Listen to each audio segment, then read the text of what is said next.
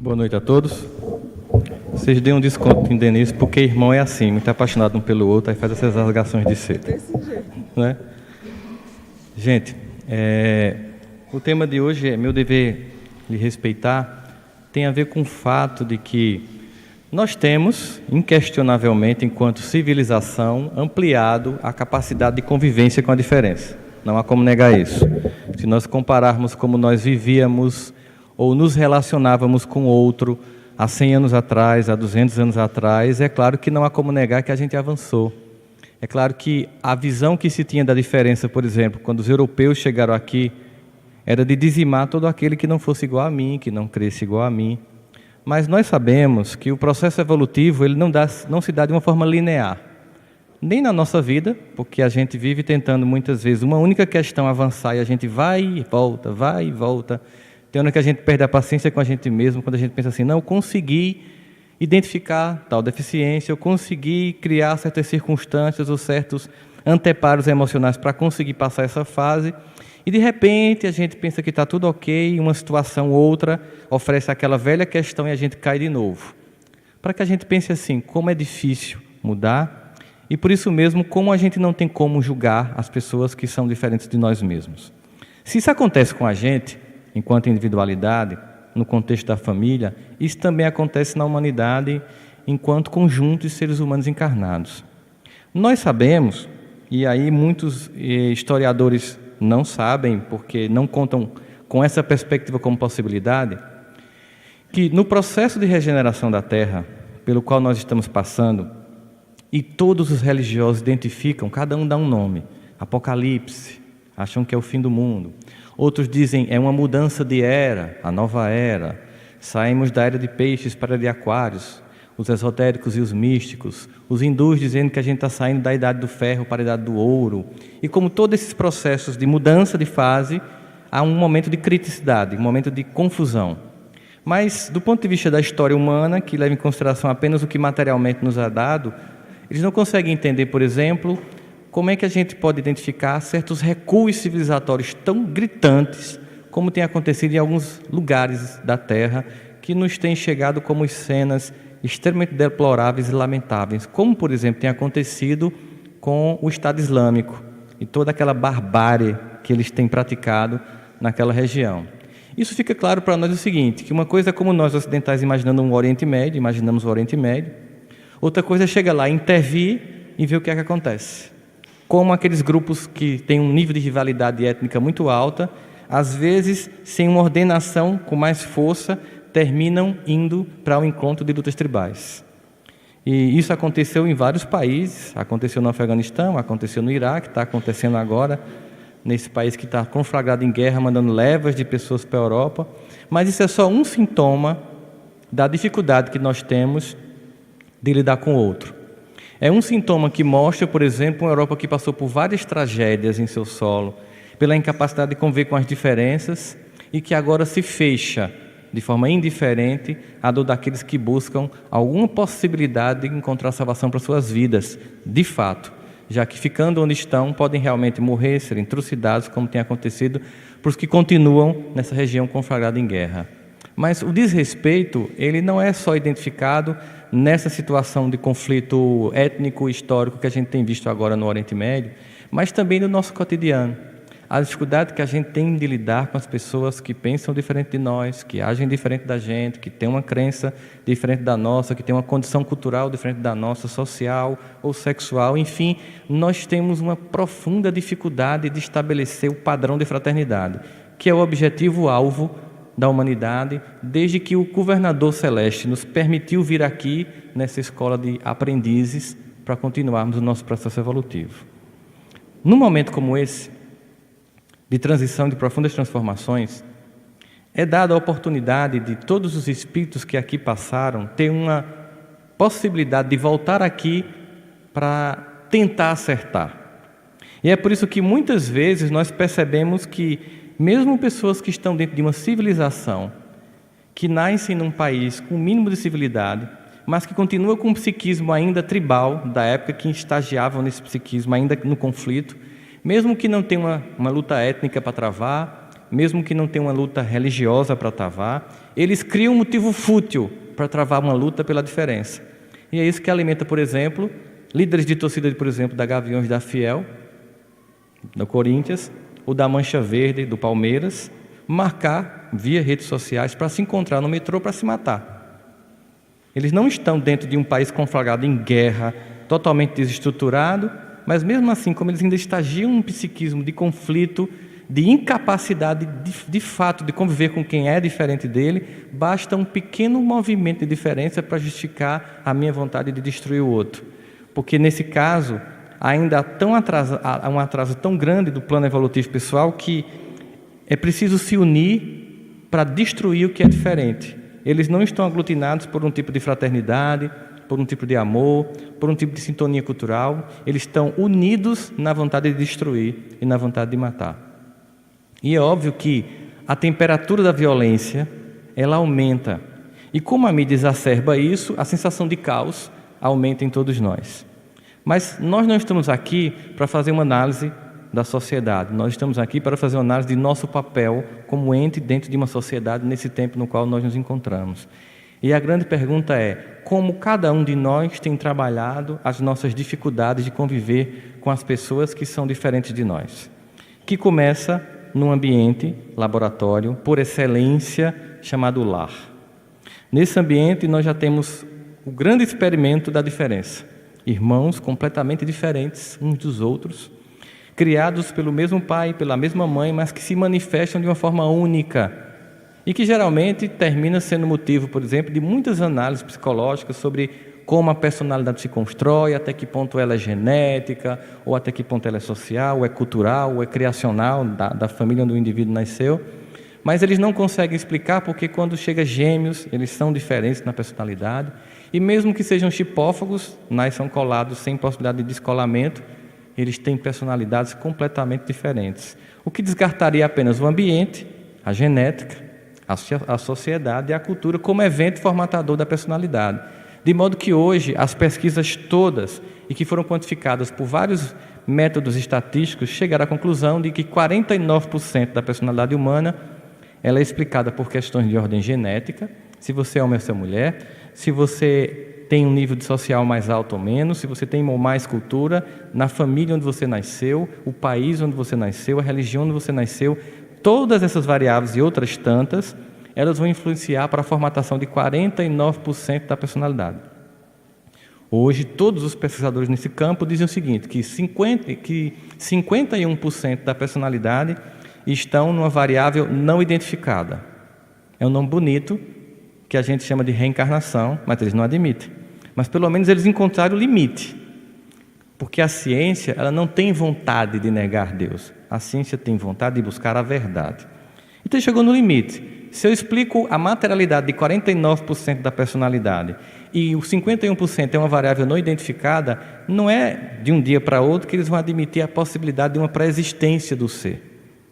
Por isso que muitas dessas cenas que nós vemos é a vinda desses seres com toda essa demanda de violência acumulada e que querem dar vazão. E são para nós que estamos aqui encarnados, e a espiritualidade superior bem deixa claro isso, um teste. Um teste para ver até que ponto nós estamos, de fato, firmes na proposta do Evangelho.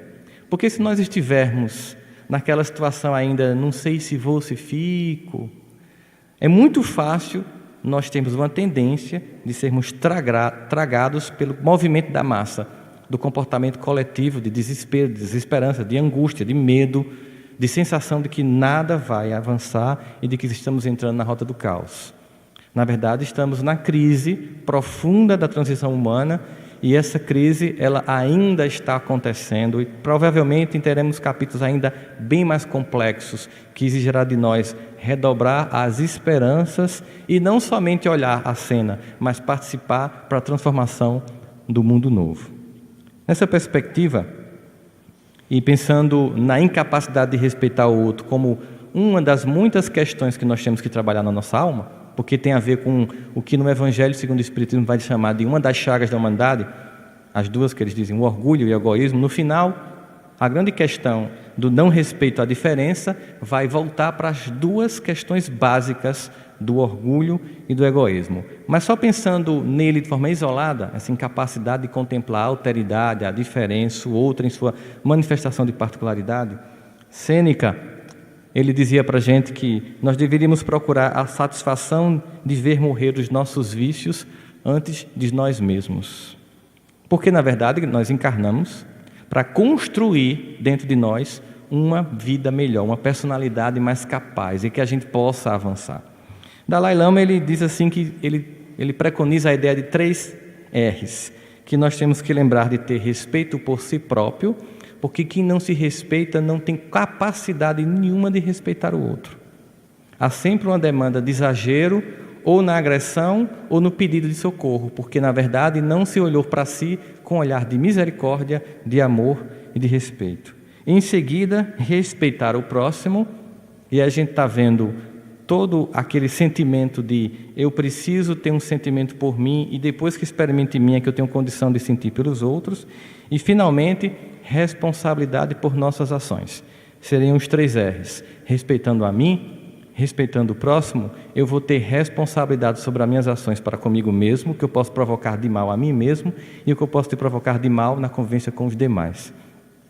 Essas 3 perspectivas, ou esses 3 R's, nos permitiriam ter uma vida coletiva, desde o ambiente do lar até o ambiente social, muito mais harmônica. No final, voltamos para a grande questão daquilo que Jesus, provocado por um doutor da lei, perguntou como se poderia resumir as leis. Porque nós temos o Decálogo e Moisés depois fez mais 630 subleis, reinterpretações na Torá, e aí Jesus foi provocado. E aí, qual dessas é mais importante? Ele resume em 2: amar a Deus sobre todas as coisas e ao próximo como a si mesmo. Sempre um sentimento de reverência ao Criador de tudo e de todos, e uma reverência a todos por Ele criado, nós e os outros. Mas isso é uma coisa que intelectualmente ninguém discorda. Todo mundo é capaz de recitar essa passagem do Evangelho, esse resumo da básica lei do universo, essas 2 leis que servem para qualquer ambiente do universo. Todo mundo entende. Agora, a dificuldade que nós temos de vivenciar essa experiência é que é a grande questão. Nos dias de hoje, nós somos chamados para uma experiência prática no cristianismo, ou em qualquer campo de fé no qual nós estejamos estagiando. Que a gente possa viver além dos conceitos que todo mundo entende, que todo mundo abraça, que é compreensível para todo mundo, que toca as almas mais sensíveis que querem se transformar e dizem: é lógico, é verdadeiro, esse é o alvo, mas eu tenho dificuldade de alcançar. Nesse processo, a gente começa a perceber como o próprio Jesus ele identificava essa disfarçatez no ambiente no qual ele chegou na Judéia. Porque se a gente observar, durante toda a trajetória de Jesus, ele encontra um conjunto de personagens, muitos personagens com características pessoais e culturais únicas, e ele tem por todos uma profunda reverência, amor e respeito. A gente percebe todos os contatos de Jesus pautado por esses sentimentos, mas tem uma classe de pessoas que ele mostrava claramente um sentimento de menosprezo. Para a gente entender melhor isso, é que Jesus percebia que nos religiosos aparentes, que ele chamava de sepulcro caiados, os fariseus, havia a doença de uma sociedade, que tinha recebido uma mensagem espiritual transcendente através dos profetas e de Moisés, que tinha recebido a revelação de Yahvé, que tinha recebido a lei que estava contida nos 2 mandamentos, mas que tinha transformado tudo aquilo num conjunto de princípios e de práticas que apenas eram ritualísticas e que jamais iam ao encontro dos corações que sofriam. E ele via particularmente essas criaturas, ao meu ver, como as que mais prejudicavam o avanço da coletividade por ter transformado ou deturpado a mensagem do Evangelho, a mensagem de Deus naquela época, porque os Evangelhos vieram depois dele. Por isso que, se você não vê Jesus tratar, por exemplo, nem os romanos que tinham invadido a Judéia, que escravizavam o povo, que era o povo dele também, porque ele era judeu, nem se dirigindo aos romanos, Jesus se dirigia com tanto desprezo como ele se dirigia aos fariseus. Porque aqueles que deveriam ser os que levavam a esperança, os que consolavam os corações, os que acolhiam as almas caídas, eram os que muitas vezes provocavam mais dor, mais dissensão e mais discórdia, que viam os samaritanos como sub-raça, que não se podia chegar junto, que criavam um conjunto de rituais para que, praticando os ritos, se sentisse um homem diante de Deus, fazendo o que ele queria, mas com o coração ainda impuro. É o contrário quando a gente vê, por exemplo, quando ele vai ao encontro de Zaqueu, que era um traidor do seu próprio povo, já que colhia impostos para o invasor. Ele aparentemente seria muito mais motivo, se a gente fosse analisar sob a nossa perspectiva, vamos imaginar que o Brasil tivesse sido invadido pelos Estados Unidos e algum de nós aqui tivesse se tornado, Érico, que é economista, tivesse se tornado o Zaqueu da cidade. Estava colhendo impostos, ficou na frente, Érico, já sabe. Estava colhendo impostos para o invasor. Ele chegava nas nossas casas, pedia metade do que a gente tinha para mandar para os Estados Unidos. Como é que a gente olha para Érico? Com profundo desprezo. Mas Jesus não via isso em Zaqueu, não via isso na samaritana, não via isso na mulher que estava sangrando e o tocou, não via isso em tantos personagens que, ao nosso ver, seriam motivos de afastamento, de preconceito. Ele conseguia encontrar possibilidades, mas nos religiosos aparentes, não. Por isso, tanta dureza. Ao contrário de tudo que a gente viu, ele também tentava desestruturar de forma clara muitos desses conceitos quando ele agia de encontro a esses dogmas, curando no sábado, não lavando as mãos para se alimentar, provocando, na verdade, esse grupo de pessoas para que eles percebessem o quanto eles tinham engessado a mensagem de Deus, transformado em algo que afastava e não aproximava. Ele sabia que a religião ela não alcançava os moribundos, aqueles abandonados, os desesperançosos. Por isso, ele trouxe um reino de amor que se estendia a todos. E quando os seus discípulos acharam, pelo medo do evento da sua crucificação, que precisavam repensar o cristianismo para uma aproximação com o judaísmo, ele chama Paulo, lá em Damasco, enquanto Saulo, para fazer com que esse amor se estenda não somente para a Judéia, mas para toda a humanidade.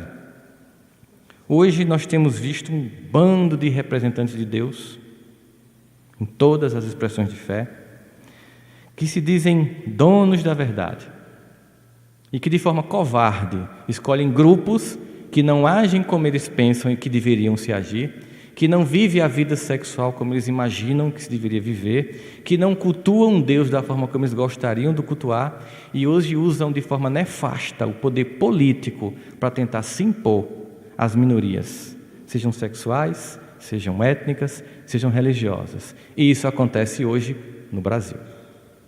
Nós estamos vendo um recrudescimento de certos grupos que não representam uma religião especificamente, representam seus interesses e que usam, neste momento, para unificar alguns de seus rebanhos, a ideia de uma luta contra a imoralidade.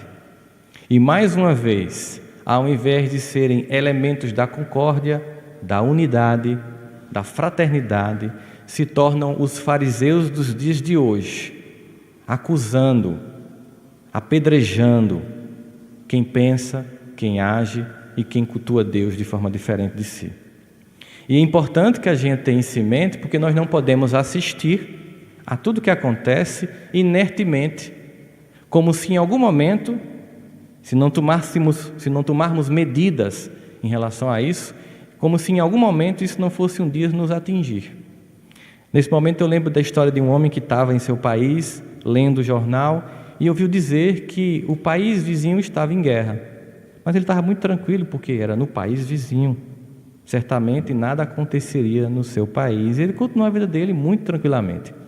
Até que certo dia ele percebeu que a luta e a guerra se aproximavam da fronteira do seu país.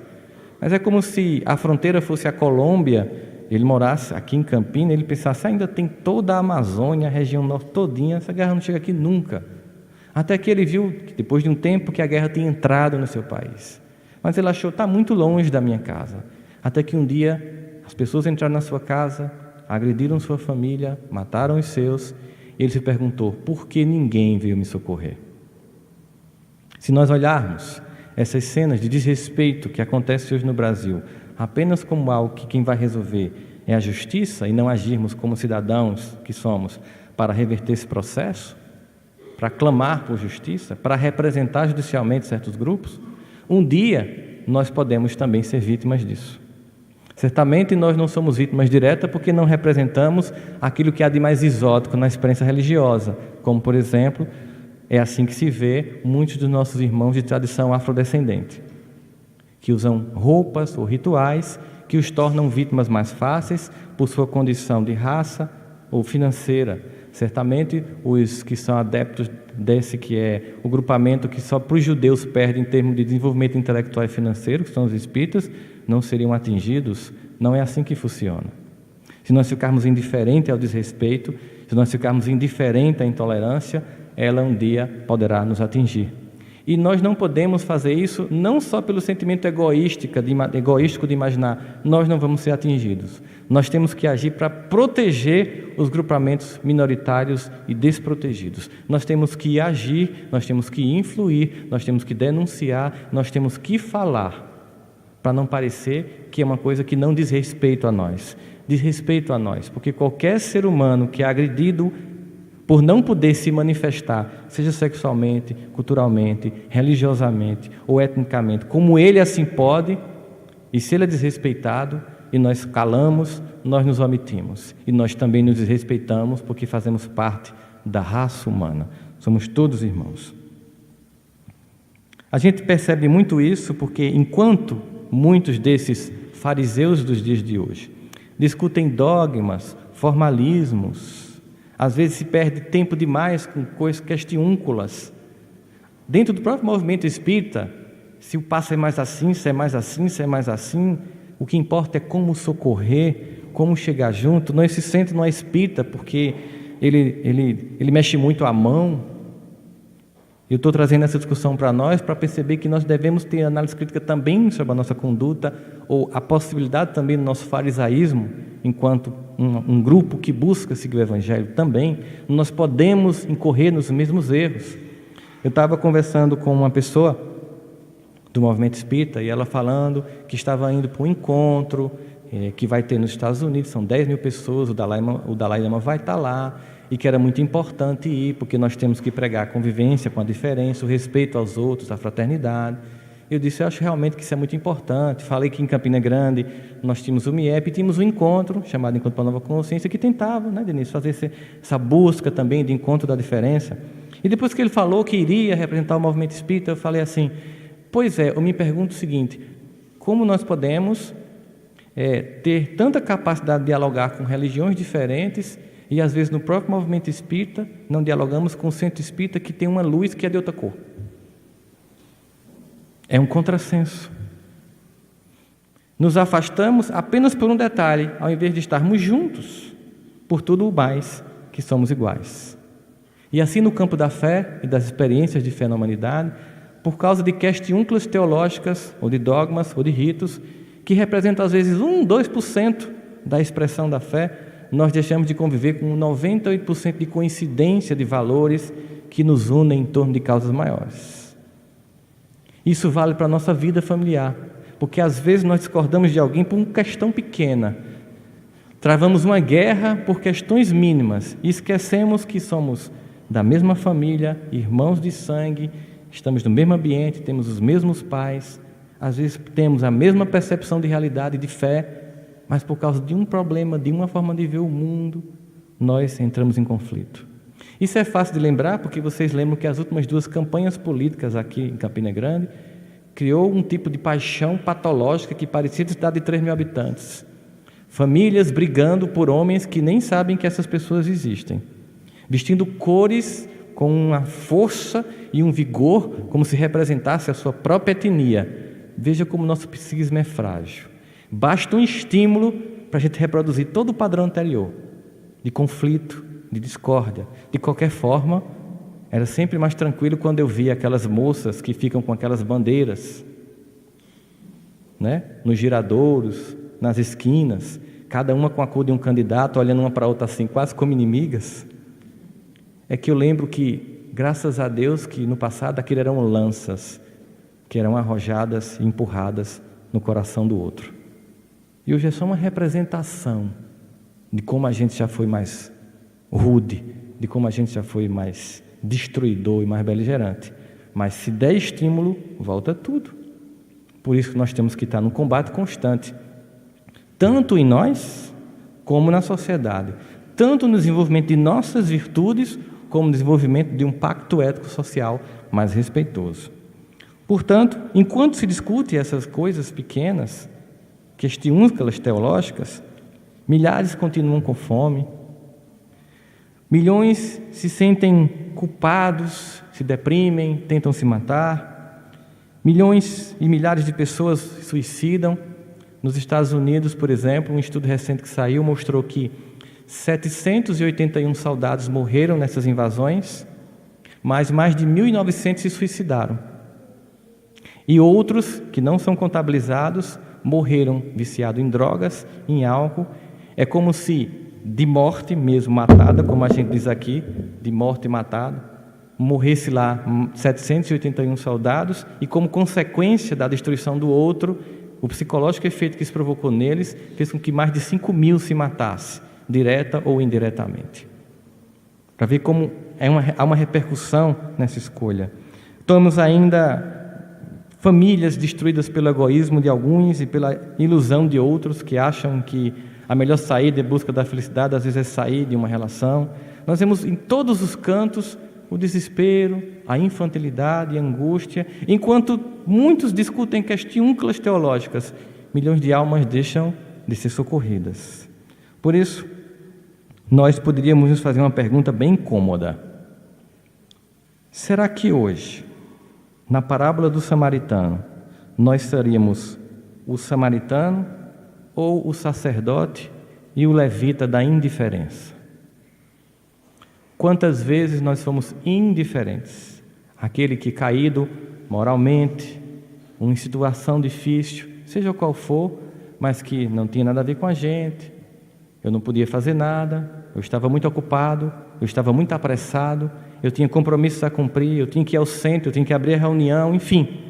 Quantas vezes, em nome do formalismo, nós deixamos caídos?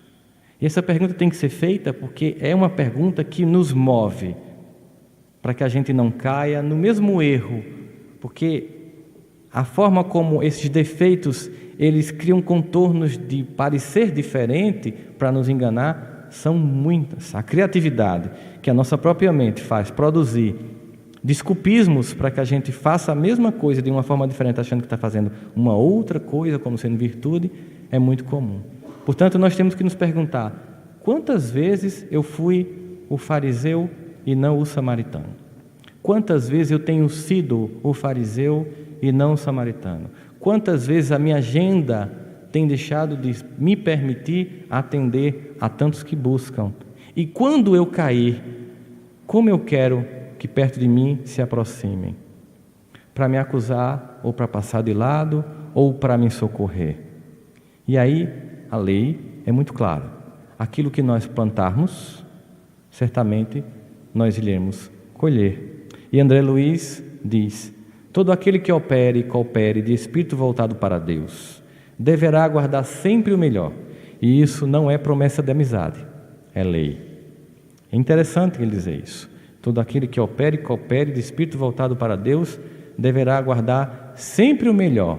E isso não é teologia da prosperidade espírita, de jeito nenhum. E isso não é promessa de amizade, ou seja, você não virou um VIPzinho do outro lado por causa disso. Apenas é da lei, que quando você planta o bem, você colhe. Nessa perspectiva, Emmanuel, entre das muitas exegeses que ele faz de pequenos trechos do Evangelho, riquíssimas, como Denise me dizia, a gente viajando para Recife, ela disse uma coisa que me tocou profundamente. Ela me disse: no futuro, talvez daqui a uns 200 anos, as pessoas irão aprender português para poder estudar como Emmanuel comentou o Evangelho de Jesus. Porque, sem sombra de dúvidas, é o maior comentador que a gente tem do Evangelho. Não é à toa que Pão Nosso ganhou nos Estados Unidos, num concurso que existe lá sobre livros religiosos, como o terceiro melhor livro religioso, o livro Pão Nosso. E ele foi analisado numa banca em que estavam vários padres e pastores. E o livro Pão Nosso, na abertura, fala de reencarnação e espiritismo.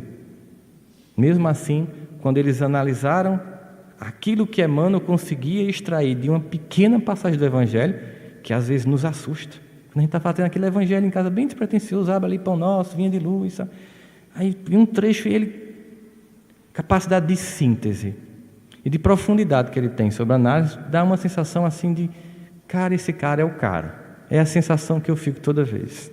E aqui, nessa mensagem pelas obras, para tratar dessa questão da diferença e de como nós costumamos ficar muito mais próximos de quem nos é igual do que quem nos é diferente, ele usa uma passagem de uma carta de Paulo, 1 Tessalonicenses, capítulo 5, versículo 13, em que Paulo diz: é que os tenhais em grande estima e amor por causa da sua obra. É que os tenhais em grande estima e amor. Olha só, gente, como Paulo é sábio. Não porque ele é da minha religião, não porque ele torce pelo meu time, não porque ele é da minha família, não porque ele tem a minha classe social, não porque ele tem a minha cultura, não porque ele tem a minha raça. Que toda essa estima e amor seja pela obra que ele provoca, mesmo que ele seja completamente diferente de mim, acredite em Deus completamente diferente de mim, mas se houver nele uma obra que o dignifique, temos que ter por ele ou por ela muita estima e muito amor. E aí Emmanuel começa a dizer que todos nós experimentamos a tendência de consagrar a maior estima apenas àqueles que leem a vida pela cartilha do nosso ponto de vista. É natural. Nesse momento em que a gente cria uma fraternidade por interesse, eu gosto de você porque você gosta de mim, eu gosto de você porque você pensa como eu gosto de você porque você gosta de sorvete de coco como eu gosto de sorvete de coco. Se você gostar de pistache, você é exótico. É estranho, pistache, coisa estranha. Isso é o quê? Ele é um negócio verde. Tu é estranho. Qualquer coisa de diferente. Mas se você pensar como eu, se você agir como eu acho, se você frequentar a mesma religião, se for para o mesmo centro, se a gente puder ir para o mesmo restaurante, se a gente puder ir para a mesma balada, tiver o mesmo nível cultural, tiver o mesmo padrão de inteligência, aí a gente se gosta um do outro. Porque no fundo a gente termina buscando os semelhantes.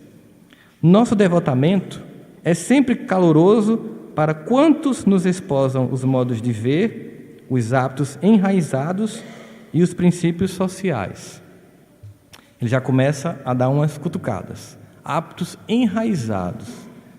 Não no sentido de ser algo sólido porque tem raízes, mas no sentido de não ter avançado porque parou no tempo.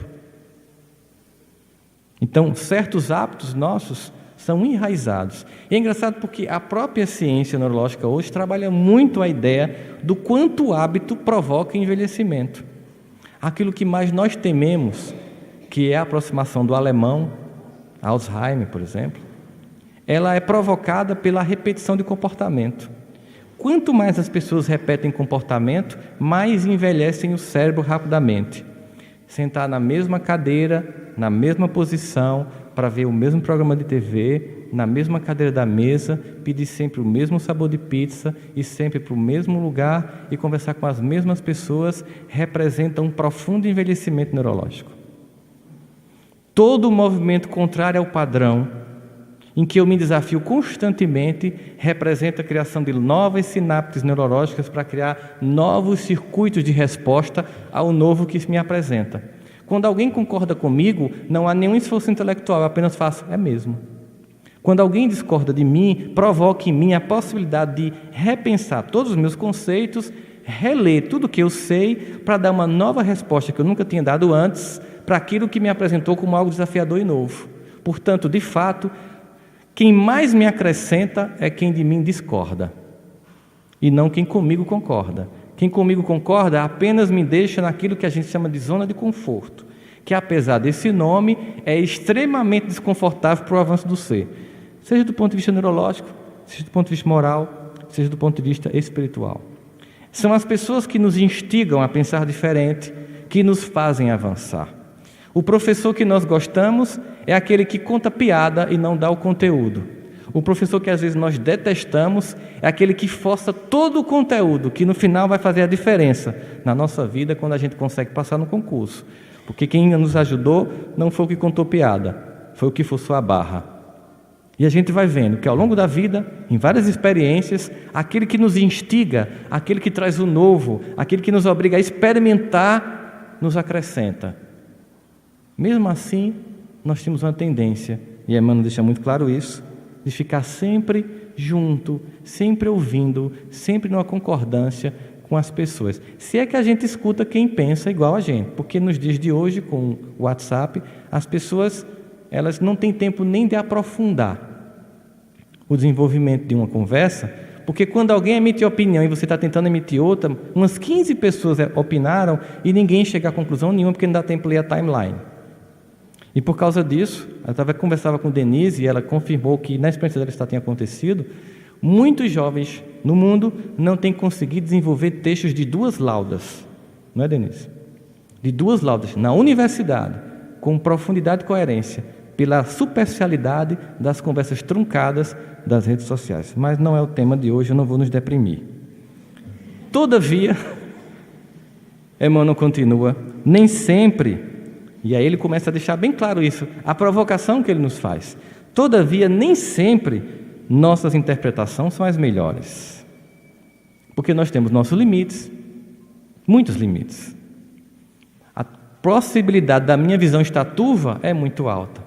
E se eu estiver psicologicamente desequilibrado, a turvação da minha mente é completa.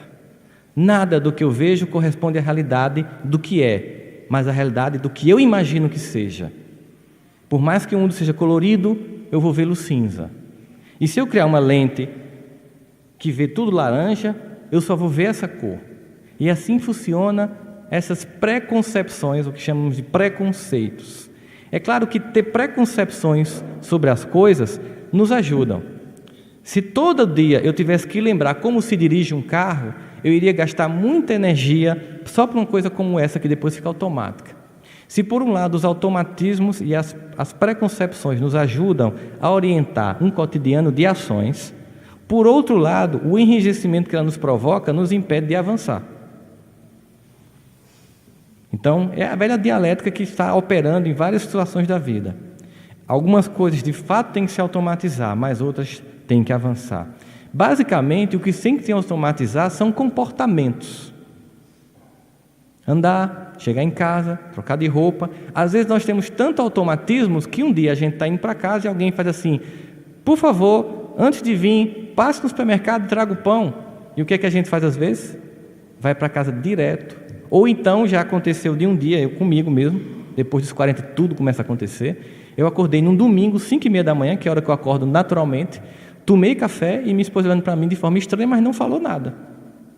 Até que eu me arrumei e ela: tu vai para onde? Para o consultório. Num domingo. Aí eu: ai meu Deus, devia estar dormindo.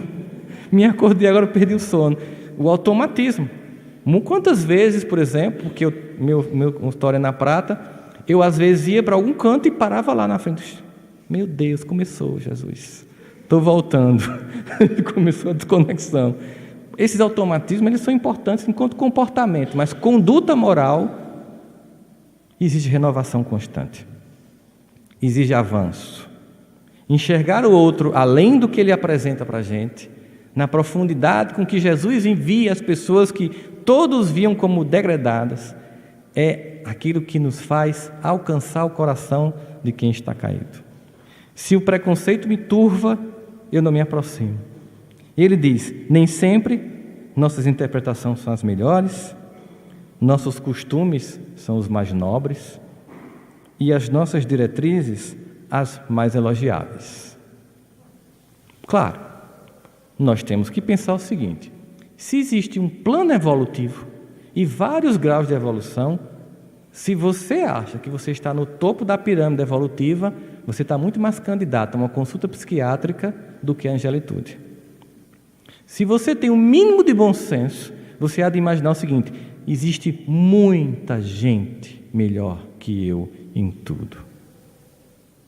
E aí me cabe ou 2 sentimentos clássicos: ou um sentimento de revolta e de menosprezo a mim mesmo por não ser tão bom, ou um sentimento de inspiração a olhar aquele que alcançou como alguém que diz para mim: é possível, venha também. E essa escolha vai determinar se eu vou avançar ou vou ficar chorando no caminho das minhas impossibilidades, no que o Evangelho segundo o Espiritismo vai chamar de sofrimentos voluntários. Que, na verdade, não há um sofrimento materialmente palpável, mas eu crio o sofrimento por desejar o que o outro tem, por não ser como o outro é, por não ter a vida que o outro tem, por exemplo. Então, quando eu olho pessoas que estão avante do ponto de vista moral, eu não posso me sentir menor, porque eu estou no degrau que eu posso estar agora. Mas eu tenho que me inspirar para subir de degrau. Por isso, eu não posso imaginar que eu tenho as melhores interpretações em tudo, os melhores costumes e muito menos as diretrizes mais elogiáveis.